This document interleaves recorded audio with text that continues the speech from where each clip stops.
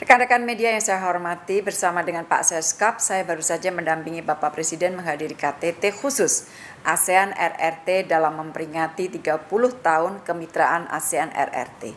KTT khusus ASEAN RRT pagi ini dipimpin oleh Presiden Xi Jinping dan Sultan Hassanal Bolkiah selaku Ketua ASEAN. KTT ini merupakan pertemuan ASEAN pertama yang dihadiri oleh Presiden Xi Jinping dan ini tentunya merupakan cerminan komitmen RRT untuk terus memajukan kerjasama dengan ASEAN. KTT ini berlangsung secara virtual dan dihadiri oleh 9 pemimpin ASEAN dan Sekjen ASEAN. Rekan-rekan, kerjasama ASEAN RRT dimulai secara informal pada tahun 1991 dan kemudian menjadi mitra wicara penuh ASEAN atau Full Dialogue Partners pada tahun 96. RRT kemudian menjadi mitra wicara strategis atau Strategic Partnership pada Oktober 2003 dan pada KTT ASEAN RRT ke-24 tanggal 26 Oktober yang lalu, ASEAN RRT telah menyepakati peningkatan status kemitraan menjadi Comprehensive Strategic Partnership. Diharapkan peningkatan status kemitraan ini akan berdampak bagi penguatan kerjasama di berbagai bidang, antara lain kesehatan publik, integrasi ekonomi kawasan, clean energy, green agriculture, perubahan iklim, ekonomi digital, serta kerjasama people to people. Dalam KTT khusus ASEAN RRT, di dalam statementnya, Presiden RRT menekankan prioritas kemitraan ASEAN RRT ke depan. Pertama, menciptakan rumah yang damai atau peaceful home together dengan memperkuat dialog, multilateralisme, menolak power politics, dan dalam hal ini RRT menyatakan kesiapannya untuk menandatangani protokol terhadap traktat SONFES. Kemudian yang kedua, Presiden Xi Jinping menyampaikan pentingnya menciptakan rumah yang aman, safe and secure home together, dengan menunjukkan kerjasama untuk resiliensi kesehatan kawasan. Dalam kaitan ini, RRT menyatakan komitmen untuk mendonasikan 150 juta dosis vaksin untuk negara-negara ASEAN.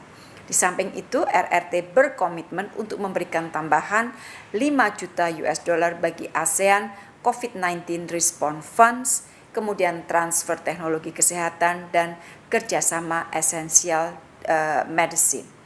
RRT juga siap bekerjasama di bidang pertahanan, kejahatan lintas batas, counterterrorism, pengelolaan bencana, dan stabilitas di Laut Cina Selatan. Hal ketiga yang disampaikan Presiden Xi Jinping adalah menciptakan rumah yang sejahtera, prosperous home together. Dalam hal ini, RRT menyampaikan inisiatif baru yaitu Global Development Initiative atau GDI.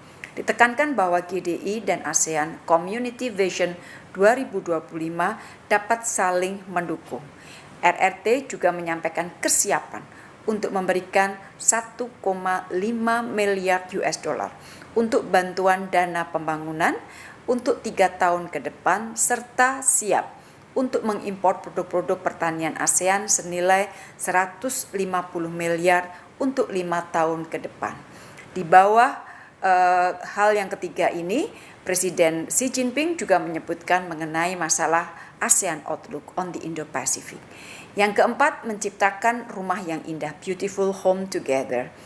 RRT mengajak ASEAN untuk meningkatkan kerjasama dalam penanganan perubahan iklim, clean energy, green agriculture, marine science and technology, blue economy, dan marine sustainable development.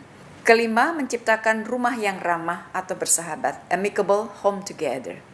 RRT mendorong pembukaan kembali kerjasama people to people, antara lain melalui pertukaran budaya, think tank, media, serta promosi kerjasama di bidang pariwisata, pendidikan vokasi, olahraga, dan pertukaran pemuda ASEAN RRT. Itulah yang disampaikan oleh Presiden Xi Jinping di dalam pertemuan KTT ASEAN RRT tadi. Rekan-rekan media yang saya hormati, di dalam KTT khusus ini, Bapak Presiden menyampaikan dalam intervensinya atau dalam statementnya bahwa kita melihat telah banyak kerjasama konkret yang sudah dilakukan bersama, termasuk di bidang ekonomi. RRT adalah mitra dagang terbesar bagi ASEAN selama 12 tahun terakhir. Di tahun 2020, ASEAN adalah juga mitra dagang terbesar bagi RRT. Perdagangan ASEAN dan RRT di tahun 91 nilainya adalah 8,36 miliar US dollar dan tahun lalu mencapai lebih dari 685,28 miliar US dollar, yang berarti terjadi peningkatan 82 kali lipat yang memakan kurun waktu sekitar 30 tahun.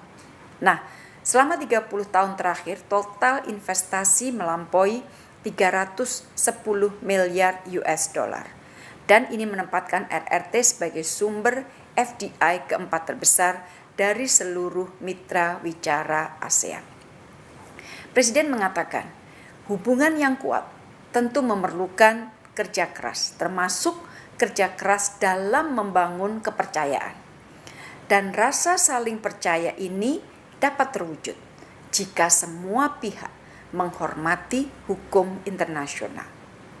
Presiden juga mengatakan bahwa 30 tahun kemitraan telah menghasilkan banyak kerjasama yang konkret dan kerja yang lebih keras diperlukan untuk 30 tahun ke depan guna membangun kemitraan yang lebih kokoh dan saling menguntungkan.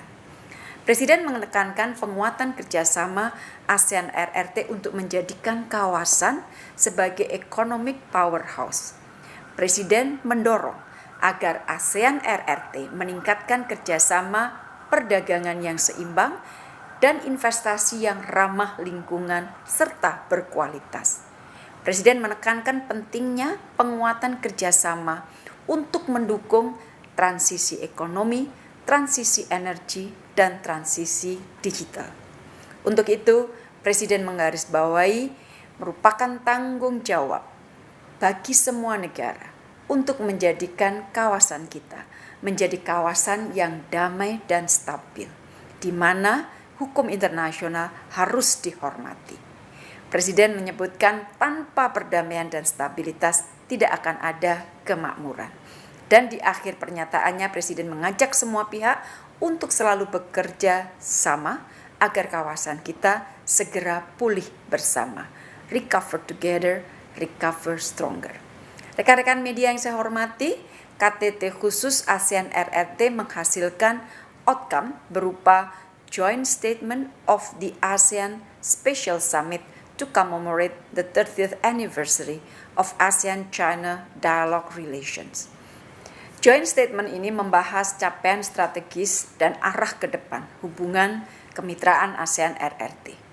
Hal-hal penting yang dimuat di dalam Joint Statement antara lain dukungan bagi sentralitas ASEAN dan realisasi visi komunitas ASEAN 2025. Kemudian pemajuan kerjasama konkret dalam kerangka kerjasama AOIP di 4 area prioritas yaitu maritim, konektivitas, pencapaian SDGs, dan perdagangan investasi.